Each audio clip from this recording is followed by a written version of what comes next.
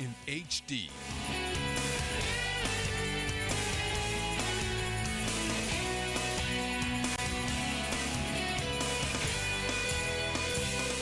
ZNS Network presents The Bahamas Tonight. This segment of the news is brought to you by BTC, powered by Lime.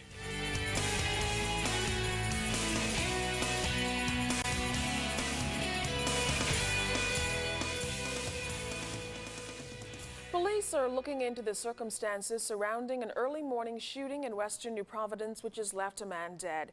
Good evening, everyone. I'm Keishla Adderley. And I'm Candino Knowles. Well, it was a grief-stricken scene as shocked family members gathered hoping for answers. Our LTV's Munnings was on the scene.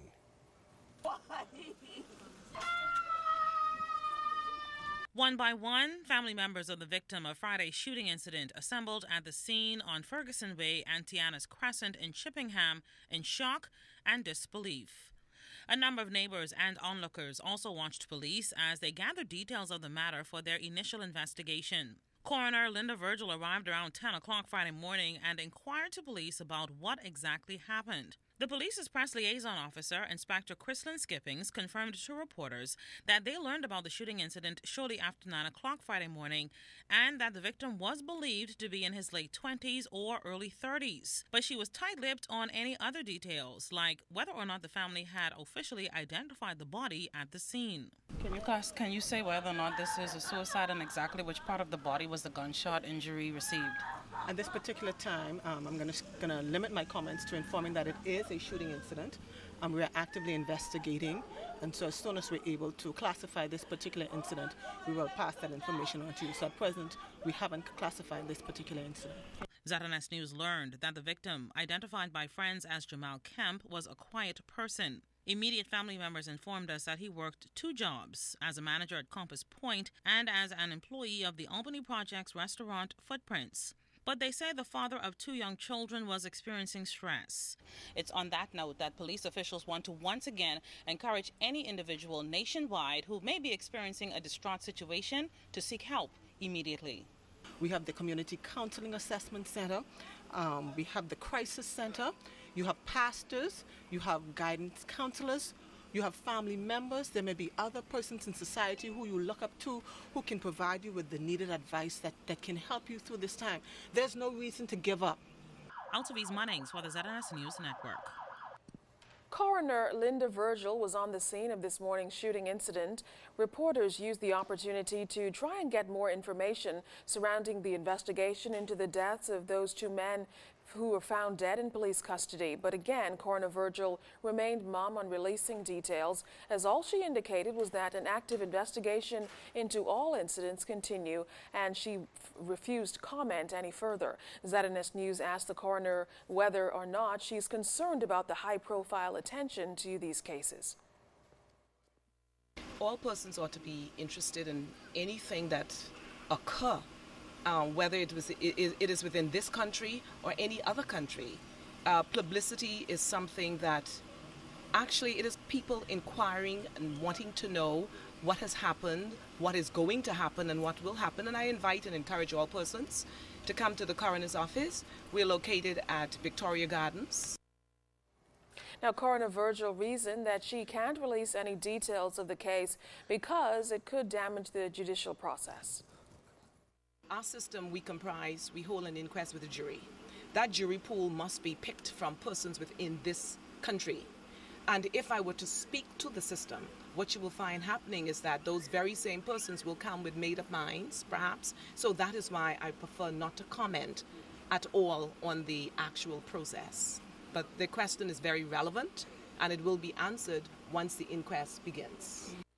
Now, while the coroner won't reveal any information on the probe into the deaths of those 2 men who died in police custody, Amnesty International is speaking out. A global press release issued yesterday stated that the ordeal highlights the urgent need for greater accountability for police abuses. The statement from Special Advisor Javier Zuniga stated that the deaths of 33-year-old Jamie Smith and 20-year-old Aaron Roll are the latest examples of alleged human rights abuses by Bahamian police, including similar fatalities fatalities in police custody or alleged unlawful fatal shootings that have occurred in recent years. He noted that the continuous lack of justice for unlawful killings at the hands of police shows that authorities are not doing enough to ensure investigations are thorough, independent, impartial, and timely. The special advisor believes Bahamian authorities should seriously consider the establishment of an independent body to investigate police abuses. He believes this would ensure not only greater efficiency in investigations, but would also help restore public confidence in the police force. Now, besides human rights issues and abuses, Amnesty strongly opposes the death penalty, which Chairman of Amnesty International Bahamas, Ari Barnes, noted that global statistics prove that capital punishment isn't working, and changes in death penalty laws have disabled governments from executing it. I know in the years that we've been here in the Bahamas, about 10% of the people sentenced to death have been found innocent. That speaks to the flaw in the system. Well, they've been found guilty by a court, and the jury's saying they should hang, but they're found innocent later when it's reviewed properly. If we're messing up that 1 out of 10 people is actually innocent, we could be hanging an innocent person. Prime Minister Perry Christie responding to Amnesty's call for an independent probe into the deaths of those two men. The Prime Minister says a thorough investigation will be conducted.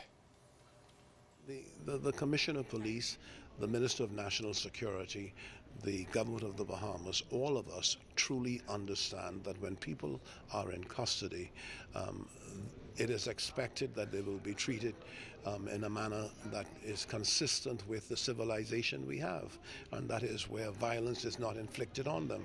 And so it is what it is. We have to investigate with an open mind and come to the conclusions, and whatever the consequences are, they are. A second man charged today in connection with the February 3rd murder of Margaret Altime. The 55-year-old was gunned down in her convenience store on Palmetto Avenue. Roberto Barnaby Williams is the second man police suspect was involved in Altime's murder.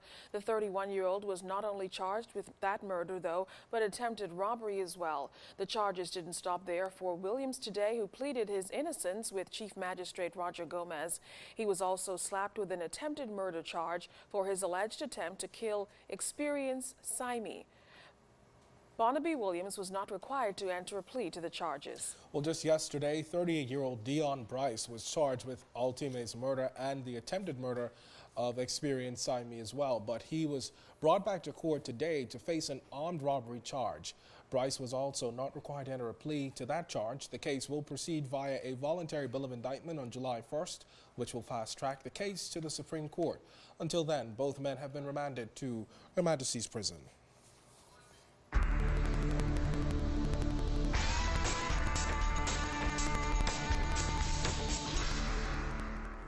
In our first look at weather, showers spreading across the extreme northwest Bahamas, but outside of our studios, we have partly cloudy skies, temperatures 76 degrees, your relative humidity 49%, winds out of the west-southwest at 6 knots, barometric pressure 1,013.6 millibars. That translates to 29.93 inches, and it is rising. But stay tuned. Family Island temperatures, travel and boating forecasts are still to come.